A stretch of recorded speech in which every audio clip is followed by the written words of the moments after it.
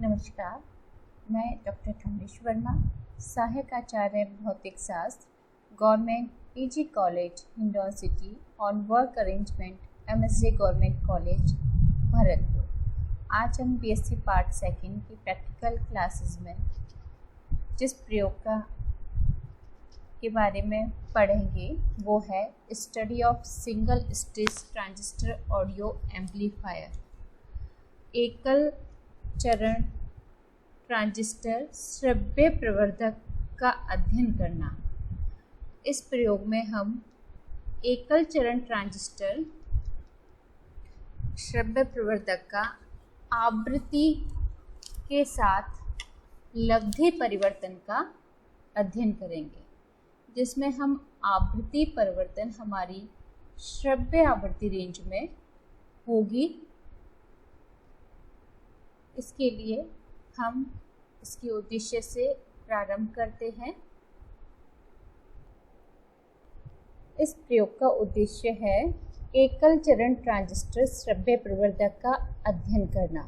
इसमें हम एकल चरण ट्रांजिस्टर श्रव्य प्रवर्धक के लब्धि का श्रव्य आवृत्ति रेंज 20 हर्ट्ज से 20,000 हर्ट्ज 20 हर्ट्ज से 20,000 हर्ट्ज आवृत्ति परिवर्तन के साथ लब्धि के परिवर्तन का अध्ययन करेंगे। Study of single stage transistor audio amplifier, variation of gain with frequency. इस प्रयोग के लिए जो उपकरण एपरेटस रिक्वायर्ड है वो है एक ट्रांजिस्टर प्रवर्धक, निर्वात नलिका वोल्टमीटर, श्रव्य आवृत्ति दोलित्र, 2 विद्युत अपघटनी संधारित्र, शक्ति प्रदायक, 2 प्रतिरोध और लोड प्रतिरोध। इसके हम सिद्धांत पर आते हैं। तो जैसा कि हम जानते हैं कि अगर ट्रांजिस्टर के निविष्ट संकेत के आयाम में वृद्धि करवाना चाहते हैं तो इसके लिए हम ट्रांजिस्टर प्रवर्धक का उपयोग करते हैं तथा निविष्ट संकेत इनपुट सिग्नल के जो एम्पलीट्यूड है उसमें वृद्धि करने की प्रक्रिया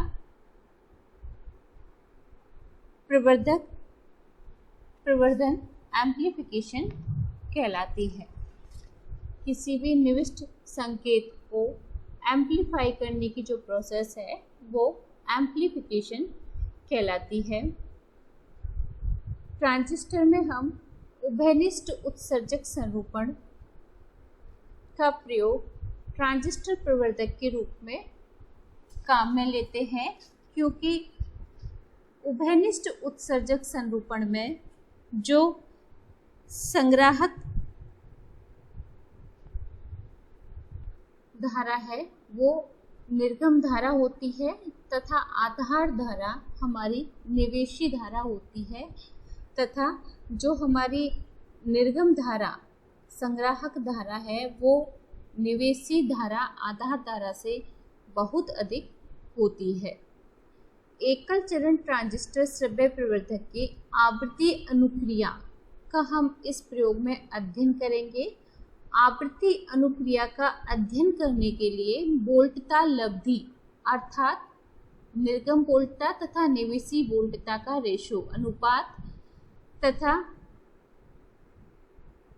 जिस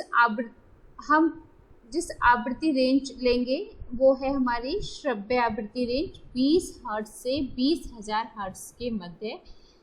इसका वेरिएशन करके निर्गम वोल्टता प्राप्त करेंगे। निर्गम वोल्टता प्राप्त से हमें वोल्टता लब्धि प्राप्त होगी और श्रव्य आवृत्ति व वोल्टता लब्धि के मध्य ग्राफ अगर हम खींचते हैं तो हमें प्रवर्धक की आवृत्ति अनुक्रिया ज्ञात हो जाती है। प्रवर्धक की आवृत्ति अनुक्रिया लोड प्रतिबाधा ZL पर निर्भर करती है। अगर हमारा लोड प्रतिबाधा प्रतिरोधी है, अर्थात हमारा लोड प्रतिरोधी लोड है, और इसको अगर हम RL से डिनोट करें तो इसके लिए जो वोल्टता लाभ है उसके परिमाण को यहाँ पर बताया गया है। वोल्टता लाभ का परिमाण AB मॉड इक्वल्स टू होता है HF multiply with RL divided by RS plus HI, जहाँ पर HI ट्रांजिस्टर का निविष्ट प्रतिरोध, HF ट्रांजिस्टर की धारा लब्धि तथा RS जनित्र का प्रतिरोध है।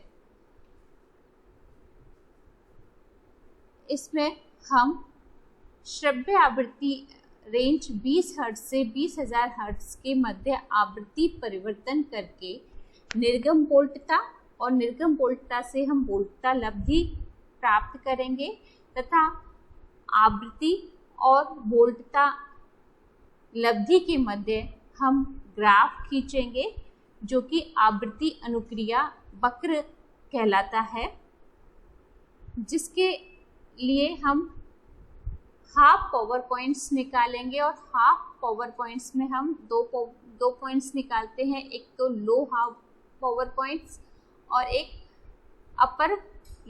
Upper half power points. इन दोनों के संगत जो आवृत्ति है वो आवृत्ति के मध्य का अंतर हमारा बैंड चौड़ाई कहलाता है। इस प्रकार हम इसमें बैंड चौड़ाई का मान भी निकालेंगे। प्रेक्षण, इसके लिए हम जो निविष्ट संकेत वोल्टता है वो हमेशा 40 मिलीवोल्ट या 40 मिलीवोल्ट से नीचे लेनी चाहिए। हमारा जो निविष्ट संकेत है हमने लिया है वो 40 मिलीवोल्ट है। ये एपरेटस पर मेंशन होता है कि हमें जो निवेशी संकेत है वो किस रेंज तक का लेना होता है। इसके लिए जो परिपथ चित्र है यहाँ पर दिखाया गया है। यहाँ पर ये ट्रांजिस्टर है, इसको ये यहाँ से मिट गया है, तो ये ट्रांजिस्टर PNP टाइप का है और उभयनिष्ठ उत्सर्जक स्वरूपण में हम इसको उपयोग में ला रहे हैं तथा जो हम उपकरण यूज करेंगे उसमें ये परिपथ चित्र उस ट्रांजिस्टर के आधार पर R1 R2 जुड़े हुए होते हैं कि हमें R1 कितना लेना है, R2 कितना लेना है और C कितना है, ये ऑलरेडी जुड़े हुए आते हैं। और ZL भी इसमें मेंशन होते हैं। एक दो ZL की चॉइस होती है, वो हम चेंज कर सकते हैं। तो हम ZL के अक्रॉस निर्गमित वोल्टता संकेत प्राप्त करते हैं, जिसको हम VTVM निर्वात नलिका वोल्टमीटर की सहायता से हम रीडिंग लेते हैं। तो यहाँ पर हम आउटपुट वोल्टेज के सिरों को VTVM से जोड़ देते हैं और यहाँ से हम निविष्ट संकेत फ्रीक्वेंसी जनरेटर्स के थ्रू इसको हम निविष्ट संकेत देते हैं। फ्रीक्वेंसी जनरेटर की सहायता से हम इसमें की आवृत्ति तथा निवेशी संकेत के आयाम में हम परिवर्तन कर सकते हैं। इस प्रकार हमें जो एपरेटस दिया हुआ होता है उसमें हमें निविष्ट संकेत लगाना होता है तथा निर्गमित संकेत को हम VTVM की सहायता से नाप सकते हैं। यहाँ पर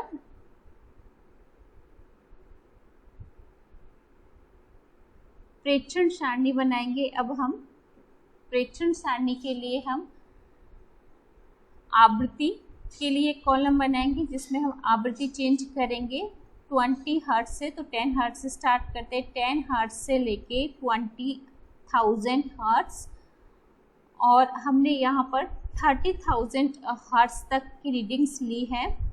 और इसके संगत हम निवेशी वोल्टता जो कि फिक्स होती है लेकिन कई बार परफॉर्म करते टाइम ये चेंज हो जाती है, तो जिसको हमें कांस्टेंट रखना है। हमने यहाँ पर निवेशी वोल्टता 0.026 वोल्ट दी हुई है या 0.026 वोल्ट या 26 मिलीवोल्ट। ये हमारी 25 और 26 के बीच में फ्लक्चुएट करती रहती है। तो हमने अब प्रत्येक रीडिंग के साथ निवेशी वोल्टता भी हम नाप लेते हैं, तथा या तो ये ऑसिलेटर में जो स्केल होता है उस पर दिखाई देती है, या फिर हम जो हमारा AC वोल्टमीटर है उसकी सहायता से भी इसको नाप सकते हैं, मल्टीमीटर की सहायता से भी और BTBM की सहायता से भी। यहाँ पर हम जो निर्गमित संकेत है उसको निर्गत वोल्टता के रूप में BTBM की सहायता से नापते हैं, और प्रत्येक आवृत्ति प्रत्येक आवृत्ति के संगत हम निर्गम वोल्टता नापते हैं, तथा निवेशी संकेत को स्थिर रखा जाता है। निर्गत वोल्टता तथा निवेशी वोल्टता के अनुपात को वोल्टता लब्धि कहते हैं, जिसका मान हम गणना के द्वारा निकालेंगे। AV equals to V output over ES, तथा आवृत्ति का हम लॉग लेंगे 10 के बेस पर, तो log 10f की कैलकुलेशन भी हम इस टेबल में करेंगे। इसलिए चूंकि एग्जाम में आपको लॉग टेबल मिलती है तो आपको लॉग की वैल्यूज फाइंड करना तथा एंटी लॉग लेना भी आना चाहिए। तो इस प्रकार हम 20 हर्ट्ज से लेके 20,000 हर्ट्ज या 20 किलो हर्ट्ज तक की फ्रीक्वेंसी में परिवर्तन करके, आवृत्ति में परिवर्तन करके हम निवेशी और निर्गमित वोल्टता नापते हैं, और उनकी सहायता से हम वोल्टता लब्धि प्राप्त करते हैं। यहाँ पर जो हमने परिवर्तन आवृत्ति में किया है वो 10, 20, 30 अप टू 100 हर्ट्ज किया है। फिर 100 से हम वेरिएशन, हमने 100 हर्ट्ज की फ्रीक्वेंसी का किया है, 100, 200, 300 अप टू 1000 के बाद हमने फ्रीक्वेंसी वेरिएशन 1000 की रेंज में किया है, 1000, 2000, 3000 अप टू 10,000 हर्ट्ज। उसके बाद हमने 10,000 की फ्रीक्वेंसी वेरिएशन किया है, और 10,000 हर्ट्ज, 20,000 हर्ट्ज और 30,000 हर्ट्ज। इस प्रकार हम वोल्टता लब्धि की भी गणना करेंगे। तो गणना पर आते हैं। वोल्टता लब्धि की प्रत्येक आवृत्ति के संगत हम वोल्टता लब्धि इस सूत्र की सहायता से प्राप्त करेंगे, तथा log 10f का मान हम log सारणी जो होती है उसकी सहायता से निकालेंगे, जो कि मान हमने टेबल में दिखाए गए हैं। इसके बाद हम log 10f को x अक्ष पर लेकर तथा वोल्टता लब्धि को y अक्ष पर लेकर इनके मध्य हम ग्राफ खींचेंगे। ग्राफ में जहां हमारी वोल्टता लब्धि अधिकतम होती है वो मान हमारे 9.92 प्राप्त हुआ, तो हमें हाफ पावर पॉइंट अर्ध शक्ति जो बिंदु हैं उनके संगत जो आवृत्तियां निकालने के लिए हमें चाहिए कि हमारी जो पावर है वो अर्ध हो, आधी हो। आधी होने का मतलब है कि हमारी जो वोल्टता है, जो वोल्टता आउटपुट वोल्टेज है वो हमारी क्या हो, 1/√2 हो, अर्थात वोल्टता लब्धि अधिकतम वोल्टता लब्धि की क्या हो, 1/√2 टाइम्स हो, क्योंकि निवेशी वोल्टता हमारी इस टाइम स्थिर हमने रखी हुई है पूरे प्रयोग में।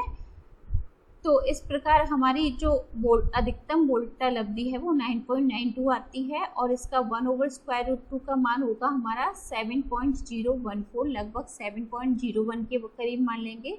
ये हमारी अर्ध शक्ति बिंदु के संगत वोल्टता लब्धि है, और ये वोल्टता लब्धि का मान हम के संगत हम आवृत्तियां निकालेंगे। इसको हम ग्राफ की सहायता से अच्छे से समझेंगे।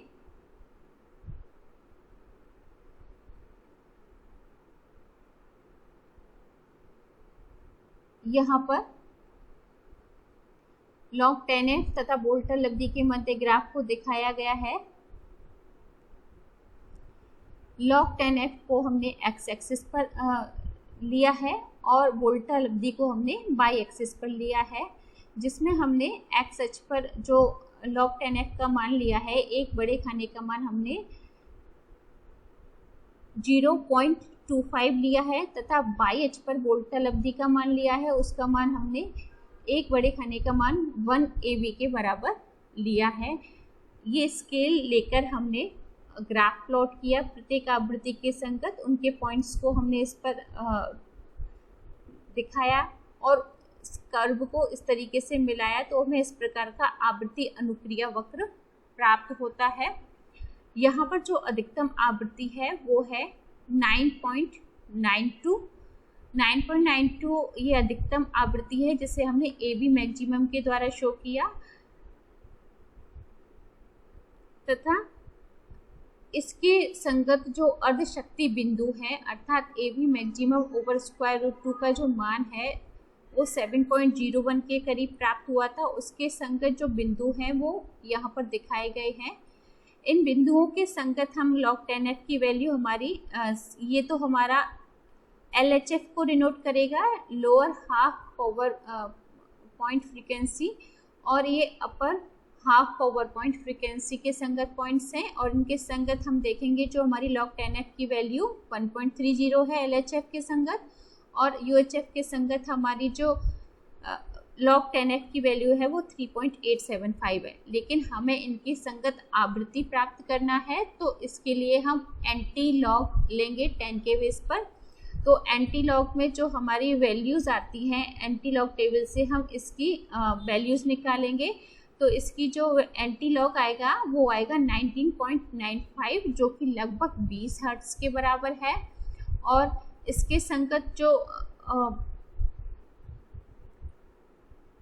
3.87 के जो एंटी लॉग की वैल्यू आती है वो है 7498.94 जो कि लगभग 7500 हर्ट्ज के बराबर है। इस तरीके से हमें LHF और UHF की वैल्यूज़ प्राप्त हो जाती हैं, इनको यहाँ पर दिखाया गया है।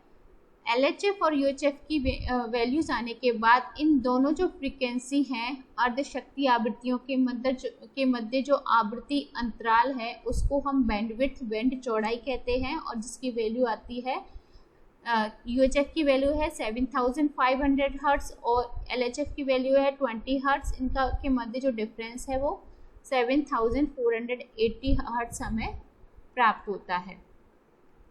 तो इस प्रकार इसके लिए हमने बैंड चौड़ाई प्राप्त की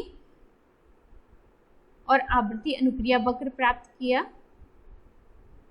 अब हम इसके परिणाम पर आते हैं कि जब हम चूँकि हमने ये स्टडी केवल प्रतिरोधी लोड के साथ की है, तो प्रतिरोधी लोड RL के लिए जो बोल्टता अवधि है वो आवृत्ति पर निर्भर नहीं करती है, परंतु उच्च आवृत्ति पर ट्रांजिस्टर के जो पार्श्व धारिता के कारण बोल्टता अवधि कम हो जाती है।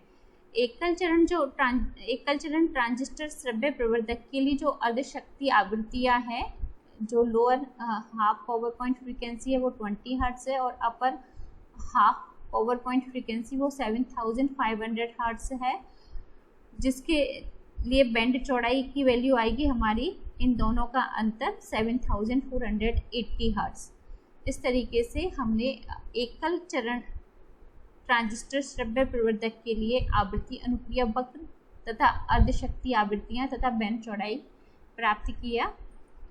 इसके पश्चात हम जो सावधानियां हैं, हमें जो एक्सपेरिमेंट परफॉर्म करने के समय जो सावधानियां अपनानी चाहिए वो हैं कि ट्रांजिस्टर को प्रयुक्त करने से पूर्व उसकी जो हमें ऑपरेटिंग प्रचालन अवस्था है, ऑपरेशन कंडीशंस हैं और जो हमारी अनुमतांक हैं कि किस रेंज तक हमें इसको लेके जाना है, ये जो ट्रांजिस्टर के साथ हमें जो बुकलेट मिलती है उससे हमें प्राप्त कर लेनी चाहिए कि इसका ऑपरेटिंग पॉइंट कौन सा है और उसी हमें रीजन में इसको यूज में लेना चाहिए।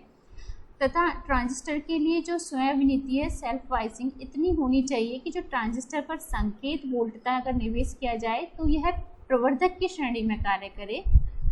और शक्ति प्रदायक जब हम इसको बाइसिंग देते हैं तो बाइसिंग के लिए हमें जो बैटरीज है उसकी पोलरिटी को ध्यान में रखना चाहिए, ध्रुवणता को ध्यान में रखकर प्रवर्धक से सही तौर पर जोड़ना चाहिए। और चूँकि हमें यहाँ पर प्रवर्धक के रूप में ट्रांजिस्टर को काम में ले रहे हैं, तो जो हमें निविष्ट संकेत हैं उनकी वोल्टता हमें निविष्ट संकेत वोल्टता कम होनी चाहिए। इस प्रकार ये प्रैक्टिकल प्रयोग कंप्लीट होता है। धन्यवाद।